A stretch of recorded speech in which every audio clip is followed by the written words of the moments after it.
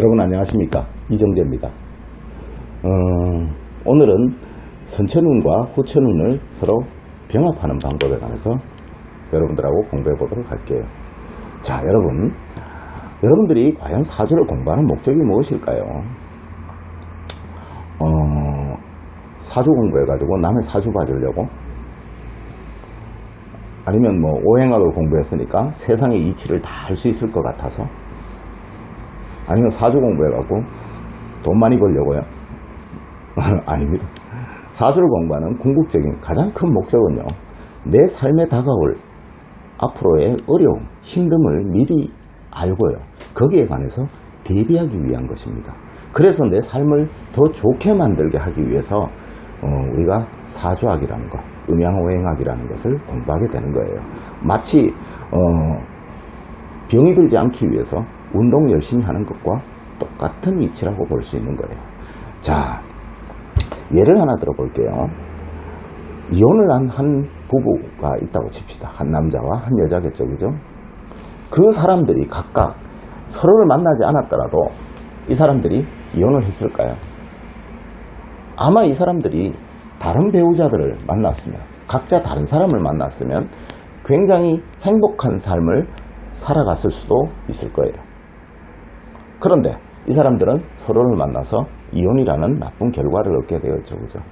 만약 이 사람들에게 더 좋은 사람을 찾아줄 수 있었다면 그 사람들은 행복한 삶을, 또는 실패를 하지 않는 그런 삶을 살 수 있었겠죠. 자, 우리에게 후천운은 배우자운이라고 제가 늘 말씀을 드렸어요. 자, 그렇다면 배우자의 사주와 내 사주를 서로 병합해서 결합하는 방법들을 여러분들이 공부를 하셔야 돼요. 우리 사주에서 유일하게 변해가는 것은 대운입니다. 사주는 고정불변이에요. 왜? 내가 태어나는 순간에 있었던 저 밖에 자연의 기운이기 때문에 이건 어떻게 바꿀 수가 없어요. 이미 그 시기에 있었으니까, 그죠? 그렇지만 운은 항상 변해갑니다. 내 배우자 운 역시도 변해가겠죠. 이 배우자의 운과 나의 운의 변화에 의해서 내 사주에 어떠한 영향력을 끼치게 되는 거예요. 자, 그렇다면 내 사주의 대운이 어떻게 변해가는지, 또 그 시기가 어떻게 되는지에 관해서 여러분들이 판단을 하실 수 있어야 돼요. 그래야지 이 대운을 가지고 해석을 할 수가 있는 겁니다. 자, 그렇다면 지금부터 그 대운이 어떻게 영향을 주게 되는지, 몇 년부터 몇 년까지 영향을 주게 되는지에 관해서 우리 같이 공부해 보도록 할게요. 자, 우선 82년생 남자와 86년생 여자가 있다라고 칠게요. 둘이는 부부입니다. 제가 날짜는 적어 놓지 않았어요. 개인적인 비밀이기 때문에요. 자, 이 남자는 임술, 병호, 병인, 기해라는 사주를 가지고 있고요. 저는 이렇게 쓴다라고 늘 누누이 말씀드렸어요. 여자 같은 경우는 병인, 을미, 계유, 갑인이라는 사주를 가지고 있습니다. 이 남자의 대운수는 8이고요. 이 여자의 대운수는 7입니다. 과연 대운수, 우리 만세력에 보면 대운수가 굉장히 빡빡하게 막 적혀있죠. 그런데 대부분의 분들이 이 대운수가 어떻게 적용이 돼야 되는지, 어떻게 쓰이는지 그거를 잘 이해를 못 하시는 것 같더라고요. 이 기회에 다시 한번 잘 배워보도록 하세요. 자, 그렇다면 이 82년생 남자와 86년생 남자는 어떤 식의 대운을 가지고 가고 그 영향은 몇 년부터 몇 년까지 이 사람에게 영향을 주고 있는지에 관해서 공부해 볼 필요가 있을 거예요. 자, 82년생 남자는 양년에 태어났습니다. 86년생 여자 같은 경우도 양년에 태어났어요. 자, 양년에 태어났으니까 남자는 순행을 할 거고요. 여자 같은 경우는 역행을 할 거예요. 그래서 병부터 시작을 해서 정, 무, 기, 경, 신, 임, 개가 될 거고요. 오부터 시작해서 미, 신, 유, 술, 해, 자축이 될 거예요. 그래서 이 남자는 정미대운, 무신대운, 기유대운, 경술대운, 신해대운, 임자대운, 개축대운을 받아가는 그런 삶을 살아갈 거예요. 자, 이 여자분 같은 경우는 을에서부터 거꾸로 역행을 하니까 갑, 개, 임, 신, 경기, 무가 될 거고요. 미에서부터 역행을 하니까 오, 사, 진, 묘인, 축, 자가 될 거예요. 그래서 갑오대운, 계사대운, 임진대운, 신묘대운, 경인대운, 기축대운, 무자대운의 운을 받아갈 것입니다. 자, 그렇다면 이 정미대운은 몇 년부터 몇 년까지의 운일까요? 이 사람이 82년생이고 대운수가 8이기 때문에 83년, 84년, 85년, 86년, 87년, 88년, 89년, 90년, 90년도부터 99년도까지의 운이 정미대운입니다. 그렇다면 무신대운은 그 다음이겠죠. 자, 그것을 한번 우리 적어보도록 할게요. 자, 82년생 남자 같은 경우 정미대운은 90년도부터 99년도까지의 운이고요. 무신대운, 다음 운이죠. 무신대운은 2000년부터 2009년까지의 운입니다. 다음 대운은 기우대운이고 것이고요. 기우대운은 2010년부터 2019년까지의 운이에요. 또 경술대운은 2020년부터 2029년까지 이 사람에게 영향을 주는 운의 행로입니다. 남자가 이렇게 있다면 여자도 있겠죠. 여자 같은 경우는 이 갑오대운은요 86년생의 7대운이기 때문에 87, 88, 89, 90, 91, 92, 93년부터 영향을 주는 운이 갑오대운입니다. 93년부터 해서 02년까지 10년간 영향을 주는 운이 갑오대운이고요. 03년부터 12년까지 10년간 영향을 주는 운이 계사대운이에요. 다음 임진대운은 13년부터 22년까지 영향을 주는 운이고요. 신묘대운은 23년부터 32년까지 이 사람에게 영향을 주는 운이에요. 자, 이 어린 시절에 정미와 무신 또 갑오와 계사대운 같은 경우는 이 두 사람이 만나기 이전의 일이니까 우리가 신경 쓸 필요가 없죠. 이 두 사람이 양과 음이 만나서 그 시점부터 발생하는 결과물에 관해서만 우리는 판단할 수 있으니까, 그죠? 양이든 음이든 하나는 판단할 수 없다라고 얘기를 했잖아, 그죠? 그러니까 이 선천운에 이 후천운이 만났을 때 그 결과물이 드러나는 거겠죠. 양과 음이 만났으니까, 그죠? 이 사람 둘이는 2017년도에 결혼했습니다. 언제? 남자의 기우대운과 여자의 임진대운이 되겠죠, 그죠? 자, 그래서 이 사람에게 그 이후의 운들이 몇 년부터 몇 년까지 영향을 주는가 판단을 해보면요. 자, 이 두 분이 만난 2017년은 남자에게 기우대운이고 여자에게 임진대운을 나타냅니다. 2013년부터 2019년까지예요. 두 사람의 운들이 겹치는 시기를 판단하니까 그렇습니다. 이것은 잘 계산하셔야 됩니다.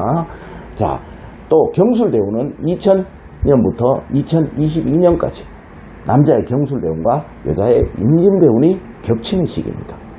또 남자의 경술대운과 여자의 신묘대운이 겹치는 시기는 2023년부터 2029년까지예요. 이렇게 쭉 적어보면 이렇게 되는데요. 이 부분에 관해서 여러분들이 제가 이렇게 설명을 드리면서 가장 고민을 많이 했던 부분이 이 부분이에요. 과연 여러분들이 이해를 하실 수 있을까? 그래서 혹시라도 이해가 안 되시는 분들은요. 제가 학교에서 강의한 전체 한 60분짜리 2시간이죠. 그죠? 60분짜리 강의에 보면 대운수 결합법이라는 그 수업이 있을 거예요. 그게 녹화된 게 유튜브라든가 또는 인터넷 다음이라든가 네이버 이런 여기에 우리 제자분들이 올려놓으신 게 있더라고요. 그래서 그걸 참고하시고요. 그렇게 요렇게 겹쳐나가는 거예요. 예를 들어서 올해는 2019년이죠. 원래 2019년은 어디에 속해 있냐면요. 남자의 경술대운과 여자의 임진대운에 속해 있어요. 그러니까 남자의 경술대운이 이 남자에게 어떤 역할을 하고 이 여자의 임진대운이 이 여자에게 어떤 역할을 하는가를 서로 결합하는 거죠. 그건 기세의 결합입니다. 물론 여기에 관해서는 다음 시간에 다시 여러분들에게 자세하게 설명을 드리겠지만요. 우선 이 연도가 이렇게 영향을 주고 있다는 거 반드시 명심하셔야 돼요. 그런데 여기에서 우리 공통점을 한번 찾아보면요. 13년부터 19년까지 7년이죠. 2000년부터 2022년까지 2012년도네요. 2010년이네, 그죠? 2020년이네, 그죠? 20년부터 22년까지 요 3년이죠, 그죠? 항상 보면 7년, 3년, 7년, 3년, 7년, 3년, 7년, 3년 이렇게 겹치게 돼 있어요. 항상 모든 것이 그렇게 겹치게 돼 있습니다. 그것은 어떻게 우리가 판단하면 되냐면요. 항상 남자의 나이에서 여자의 나이를 빼고요. 여자의 대운수에서 남자의 대운수를 빼서 두 개를 합치게 되면 아마 이 두 사람은 3이라는 숫자가 나올 거예요. 우리는 십진법을 쓰니까요. 3과 7이 될 거예요. 3은 원인의 해고요. 7은 결과의 해예요. 그래서 이 사람들은 반드시 결혼을 7년 겹치는 시기에 하게 되는 게 사주학의 명령이고 원칙이에요. 늘 모든 사람이 다 그렇게 돼 있어요. 대한민국에 있는 어떠한 사람도 반드시 여기에 벗어나는 사람은 없습니다. 예를 들어 4년, 6년 겹치게 되거나 뭐 7년, 3년 겹치게 되거나 뭐 이렇게 될 겁니다. 그렇게 되는데 그 원인의 해와 결과의 해가 반드시 있어요. 그래서 결혼은 반드시 결과의 해에 이루어진다라는 거예요. 그건 나중에 제가 또 사주학을 더 깊이 들어가서 공부하면서 자세하게 설명을 드리도록 하겠습니다. 이러한 시기별 운의 행로를 가지게 되고요. 이 운들이 한 사람에게 영향을 주게 돼서 내 운이 변화를 하는 겁니다. 예를 들어 이래요. 내가 부자가 될 운입니다. 그래서 부자가 됐나요? 왜? 우리 집사람이 가난하게 될 운이었나 봐요. 그렇다면 어떻게 해석을 해야 되겠죠? 해석이 안 되겠죠.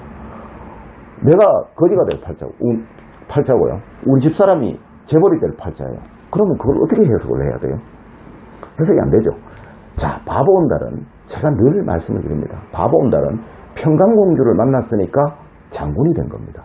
만약에 바보 온달이 평강공주를 만나지 못했으면요, 장군이 될 수 없었을 거예요.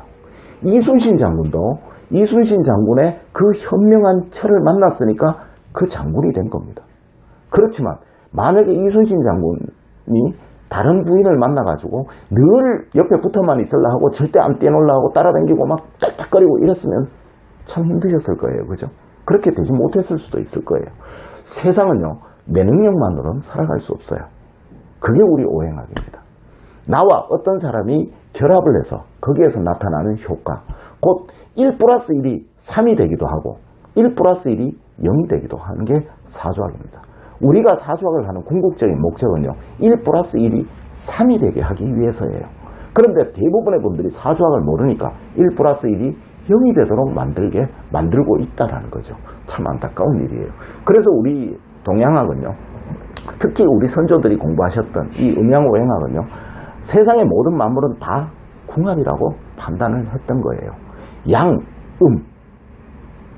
그것이 궁합입니다. 만약에 양만 있었다면, 음만 있었다면 우리는 궁합이라는 게 필요 없겠죠. 그죠? 자, 이 부분에 관해서는 제가 다음 시간에 또 더 자세하게 설명을 드리기로 하고요. 이번 수업은 이것으로 마치겠습니다. 자, 수고 많으셨습니다.